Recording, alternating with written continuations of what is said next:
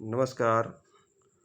একটু আমি আপনার কাছে এসেছি বাংলাদেশের ডাক टिकट নিয়ে আসি। একটু আছে बांग्लादेश पोस्टेज स्टैम्प्स।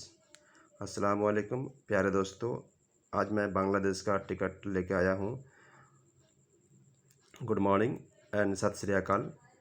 पूरी दुनिया में डाक टिकट जमा करने का बहुत पुराना हॉबी है लोगों में, और इस तरह से लगभग 1 करोड़ लोग दुनिया में फ़िलाटेलिस्ट हैं जो डाक टिकट जमा करना उनका हॉबी है। बहुत पुराना हॉबी में से एक है। तो मैं उन्हीं के लिए डेडिकेशन में ये वीडियो बना रहा हूँ। और कुछ नए लोग जो डाक टिकट जमा करना चाहते हैं वो जा कर के एग्जीबिशन वगैरह में डाक टिकट ख़रीद सकते हैं।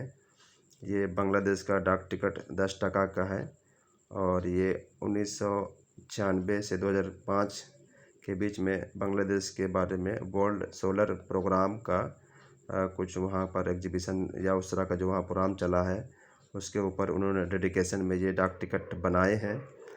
और ये टिकट के लिए और जानकारी के लिए आप मेरे चैनल को सब्सक्राइब करें। मैं नेक्स्ट वीडियो में आपसे फिर मिलूँगा। Thank you.